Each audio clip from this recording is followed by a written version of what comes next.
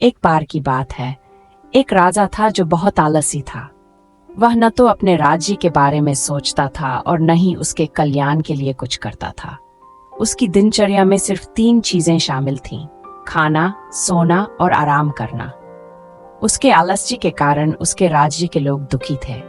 वे एक ऐसे शासक की चाहत रखते थे जो उनका ख्याल रखे और राज्य को खुशहाली की ओर ले जाए। हालांकि राजा उनकी शिकायतों से बेखबर रहा और अपनी आरामदेह जिंदगी जीता रहा। जैसे जैसे समय बीतता गया, दरबार के मंत्री भी निराश होने लगे। उन्होंने कई बार राजा को उसकी जिम्मेदारियों का एहसास कराने की कोशिश की, लेकिन उसने सुनने से इनकार कर दिया। आलस्य के कारण उसका वजन इतना बढ़ गया कि वह अपना बिस्तर भी नहीं हिला पाता था। जल्द ही राजा की सुस्ती की खबर पड़ोसी राज्य में फैल गई और दुश्मन शासक भी उसका मजाक उड़ाने लगे। इस अपमान ने आखिरकार राजा को बहुत दुखी किया। एक दिन खुद को आईने में देखते हुए उसे शर्मिंदगी महसूस हुई कि वह क्या बन गया है। उसे एहसास हुआ कि अगर वह इसी तरह चलता रहा तो उसका राज्य बिखर जाएगा।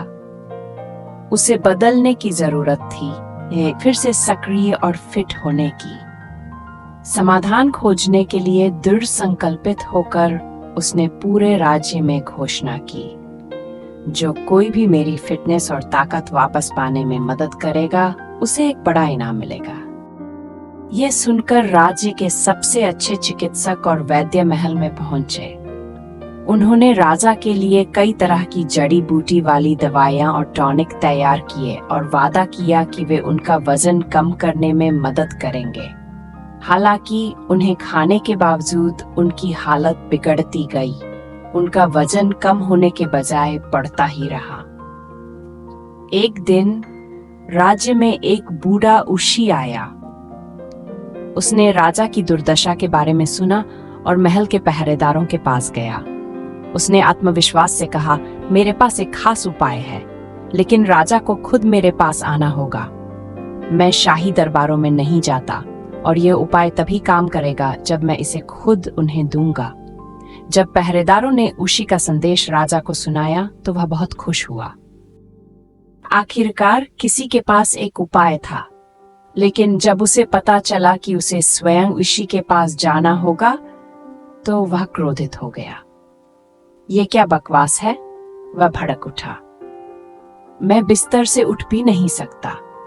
वह मुझसे कैसे उम्मीद करता है कि मैं उसके पास चलूं? हालांकि उसके मंत्रियों ने उसे मना लिया।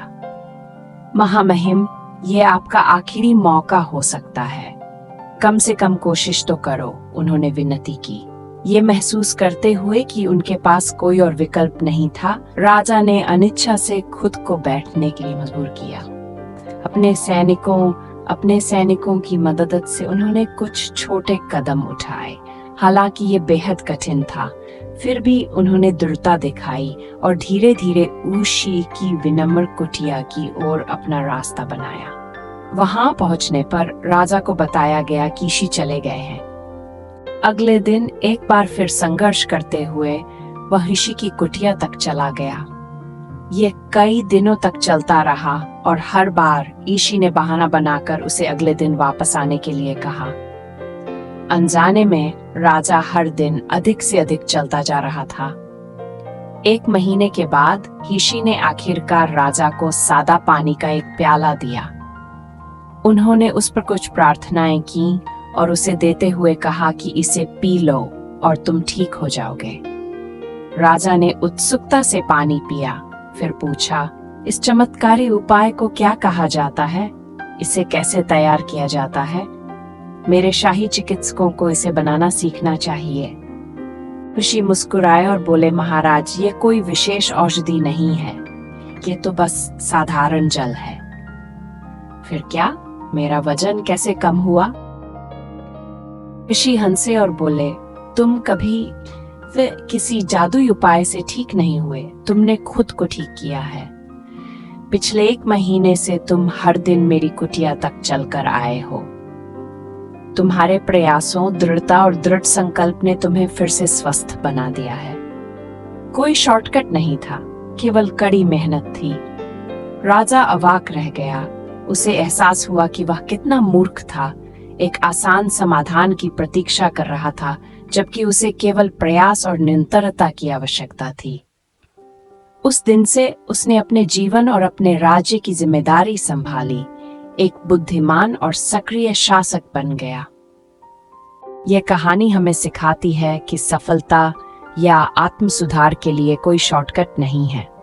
कई बार हम अपनी समस्याओं को हल करने के लिए चमत्कार की उम्मीद करते हुए एक आसान रास्ता खोजते हैं। हालांकि असली समाधान हमारे प्रयासों में निहित है। राजा की तरह हमें अपने जीवन की जिम्मेदारी लेनी चाहिए, कड़ी मेहनत करनी चाहिए और कभी भी जल्दी ठीक होने पर भरोसा नहीं करना चाहिए। सच्ची सफलता दृढ़ता, अनुशासन और समर्पण से मिलती है। अगर आपको यह कहानी पसंद आई और इसका संदेश आपको प्रेरणादायक लगा तो इसे अपने पास न रखें। इसे अपने दोस्तों और परिवार के साथ शेयर करें। और अगर आप ऐसी और प्रेरक कहानियां सुनना चाहते हैं तो इस वीडियो को लाइक करना न भूलें। हमारे चैनल को सब्सक्राइब करें और बेल आइकन दबाएं ताकि आप कोई अब मिस न करें। अगले वीडियो में मिलते हैं।